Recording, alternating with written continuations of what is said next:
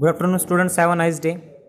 Okay, ये जो chapter number 14 है chemical effects of electric current, इसका जो नेक्स्ट पॉइंट है यानी कि ये वाला पॉइंट, ठीक है, ये वाला पॉइंट मैं अभी ले रहा हूँ। इसमें क्या कहा गया है, you may use an LED place of the electric bulb. आप इस तरह के एक्सपेरिमेंट करने के लिए आप यहाँ पे एलईडी का इस्तेमाल कर सकते हो सिंपल से बल्ब की जगह पे, ठीक है। Okay students, electric in the tester of figure 14.2 LED glows even when a weak electric current flows through it। LED glow होते हैं जब इसके अंदर थोड़ा सा भी करंट अगर पास किया जाए ना इसके अंदर तो LED लाइट ग्लो होते हैं। There are two wires attach to the LED में दो वायर अटैच होता है, ये एक और ये एक, ठीक है।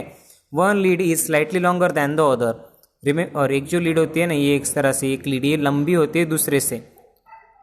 Remember that while connecting to a circuit the longer lead is always connected to the positive terminals. जो लॉन्गर वाली लीड होती है ना वो पॉजिटिव टर्मिनल्स को कनेक्ट की जाती है, और छोटी वाली जो ये होती है ओके लीड, ये छोटी वाली जो ऐसी ये अपनी डंडी होती है उसको नेगेटिव टर्मिनल्स से कनेक्ट किया जाता है। Now the next point, take the tray from inside a discarded match box, wrap an electric wires a few times around the tray. एक ट्रे लेने का है और उसके ऊपर इस तरह से वायर क्या करना है, रैप करना है, ठीक है। और इस ट्रे के अंदर आपको क्या रखने का है, मैग्नेटिक नीडल रखना है या मैग्नेटिक कंपास रखो, ठीक है।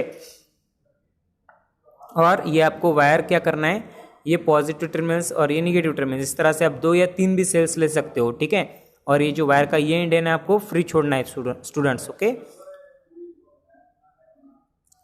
Join the free ends of the two wires momentarily. उसके बाद आपको क्या करना है, बाद में आपको इन दो एंड्स को एक दूसरे के साथ इस तरह से क्या करना है, ज्वाइन करना है। ये जो एंड है ना, इस एंड को इस एंड के साथ आप क्या करो, ज्वाइन करो, यानी कि जोड़ो। The compass needle should show deflections. Your tester with 2 free ends of the wire is ready. अब यहाँ पे एक टेस्टर है जिसके 2 फ्री एंड है, ठीक है। Now repeat the activity 14.2 using this tester do you find the deflections in the compass needle the moment you dip the free ends of the tester in lemon juice. और ये जो free and है ना tester का, ये वाला और ये वाला, इसको लेमन के जूस के अंदर आपको रखना है स्टूडेंट। आपको पता है स्टूडेंट, लेमन का जो जूस होता है ना वो क्या होता है, गुड कंडक्टर्स ऑफ इलेक्ट्रिसिटी होता है। इसकी वजह से क्या होगा, ये जो करंट है ना वो यहाँ से ऐसा निकलते हुए इसमें इस डायरेक्शन पे वो जाने लगेगा। यानी क्या होगा, इसकी इस वायर, ये जो अपने आपको रैप करते टाइम पे तार का यूज करने का, ठीक है। तो आप यहाँ पे कहा है वायर की, लेकिन वायर की जगह पे आप तार का इस्तेमाल करो, एल्यूमिनियम का या कॉपर के तार का। और लेकिन यहाँ पे सिंपल सी बैटरी लो। हाँ, जब भी आप एक्टिविटी करोगे तब क्या होगा, ये जो नीडल है मैग्नेटिक नीडल वो डिफ्लेक्ट होंगी। डिफ्लेक्ट मीन्स व्हाट, ये जो आपको शार्प पॉइंट दिख रहा है, ये वाला शार्प पॉइंट, ये वाला शार्प पॉइंट, वो ऐसा ऐसा ऐसा ऐसा मूव करने लग जाएगा, ठीक है। ये ऐसा क्यों होता है, क्योंकि इस वायर के अंदर क्या होता है, जब करंट फ्लो होता है ना तब उसके इस वायर के अंदर, इस वायर की वजह से यहाँ पे मैग्नेट तैयार होता है, और मैग्नेटिक फील्ड तैयार होने की वजह से क्या होता है, ये जो नीडल है ना वो डिफ्लेक्ट होती है, इस तरह से हिलने लग जाती है, okay. Remember to wash and wipe dry ends of the tester after testing each liquid. और ये जो एंड है ना, जब ये एक्टिविटी आप पूरी कर लोगे तब क्या करना है, ये जो एंड है उसको आपको अच्छी तरह से क्या करना है स्टूडेंट, वॉश करना है, okay. Now the next point, from table 14.1 we find that some liquid are good conductors of electricity and some are poor conductors. कुछ जो लिक्विड होते हैं वो क्या होते हैं, गुड कंडक्टर्स ऑफ इलेक्ट्रिसिटी होते हैं, और कुछ जो लिक्विड होते हैं ना वो क्या होते हैं, बैड कंडक्टर्स ऑफ इलेक्ट्रिसिटी होते हैं। जैसे लेमन जूस क्या है, compass needle shows deflection, yes और नो। ये लेमन जूस क्या है, लेमन जूस जब आप इस देखो, ये जो चार्ट है ना, ये चार्ट आप क्या दिखाना चाह रहा है कि यहाँ पे आपको तरह तरह का सोल्यूशन लेना है। पहले आपने यहाँ पे कौन सा सोल्यूशन लिया था, लेमन जूस का सोल्यूशन में लेमन जूस का सोल्यूशन लिया था ऐसा। एक यहाँ पे इस तरह से आपको पहले एक ऐसा कोई भी एक बर्तन लो, ठीक है। बर्तन के अंदर इतना लेमन जूस भरो, लेमन जूस उसके बाद आपको क्या करना है, उस लेमन जूस के अंदर से इलेक्ट्रिसिटी का फ्लो होता है, तो फ्लो होता है इसलिए यहाँ पे लेमन जूस के अंदर से इलेक्ट्रिसिटी का फ्लो होता है ना, तो इसकी वजह से जो कंपास है वो डिफ्लेक्शन दिखाएगा। ये जो मैग्नेटिक कंपास है इसकी ये जो एंड है वो इस तरह से हिलने लग जाएंगी, ये एंड इस तरह से हिलने लग जाएंगी, तो इसकी वजह से कंपास डिफ्लेक्शन दिखाता है तो इसलिए यस है गुड कंडक्टर्स। अब करंट इसके अंदर से फ्लो हो रहा है, तो इस वायर के अंदर से करंट फ्लो हो रहा है, इसलिए गुड कंडक्टर्स ऑफ इलेक्ट्रिसिटी है। अगर फ्लो नहीं होगा तो ये जो तो क्या होगा, ये जो सॉल्यूशन होगा वो बैड कंडक्टर्स ऑफ इलेक्ट्रिसिटी होगा। उसके बाद विनेगार का भी सॉल्यूशन क्या करता है, इस तरह से डिफ्लेक्शन दिखाता है मैग्नेटिक नीडल का।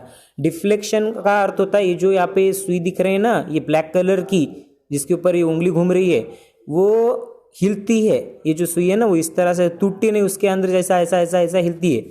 ओके स्टूडेंट्स, इसको डिफ्लेक्शन कहा जाता है। तो विनेगार के सॉल्यूशन के अंदर भी डिफ्लेक्शन दिखाता है, इसलिए यहाँ पे यस लिखने का है।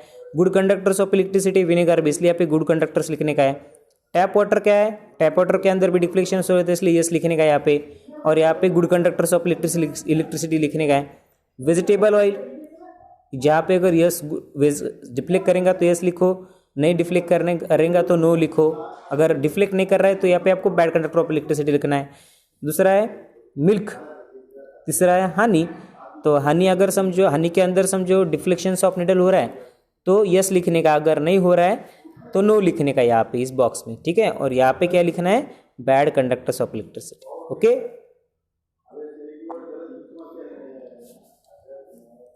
when the friends of the tester do not touch each other, there is an air gap between them. Paheli knows that air is a poor conductor of electricity, but she has also read that during lightning an electric current passes through it.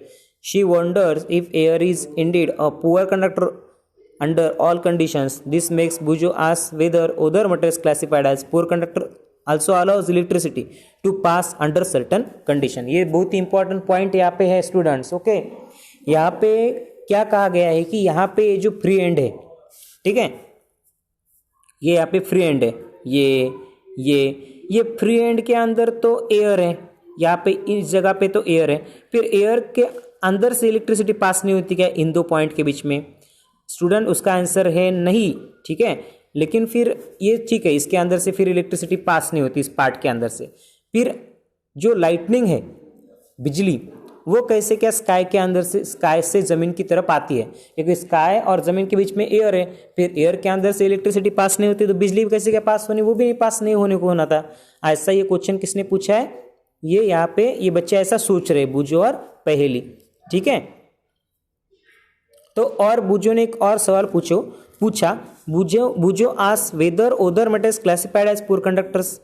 देखो उसके मन में एक और question आ गया, बुजो के मन में। कौन सा क्वेश्चन आया कि अगर ऐसा होता है क्या कि कोई ऐसे मटेरियल्स हो सकते हैं क्या कि जो क्या करते हैं, एक सर्टेन ऐसे कंडीशन के बाद अपने बॉडी के अंदर से इलेक्ट्रिसिटी का फ्लो करते हैं, और ठीक है, और जब वो कंडीशन खत्म हो जाती है तो वो फिर से बैड कंडक्टर्स ऑफ इलेक्ट्रिसिटी होते हैं क्या?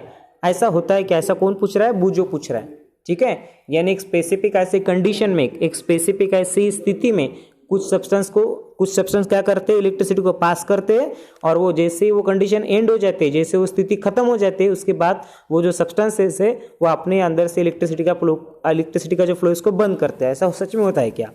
ऐसा ये बच्चे सोच रहे हैं। अभी इसके ऊपर, इस पॉइंट के ऊपर यहाँ पे नेक्स्ट पैराग्राफ है।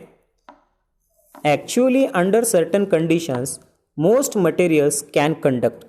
That is why it is preferable to classify material as good conductors and poor conductors instead of classifying as conductors and insulator. देखो यहाँ पे सीधा सीधा लिखे वाला है कि कुछ ऐसे कंडीशन के बाद, कुछ ऐसे फेवरेबल कंडीशंस के बाद कुछ सब्सटेंसेस अपने अंदर कुछ बैड कंडक्टर्स या कुछ हम कह सकते हैं इंसुलेटर्स भी अपने अंदर इलेक्ट्रिसिटी का फ्लो करते सर्टन कंडीशन के बाद, एक स्पेसिफिक ऐसे कंडीशंस के बाद। तो इसीलिए उन सब्सटेंसेस को इंसुलेटर कहना सही नहीं होगा, उनको आप बैड कंडक्टर्स ऑफ इलेक्ट्रिसिटी कह सकते हैं। Okay students, now the next point, we have tested the conditions of the electricity through the tap water. Let us now test the conductions of electricity through the distilled water. Distilled water means what students?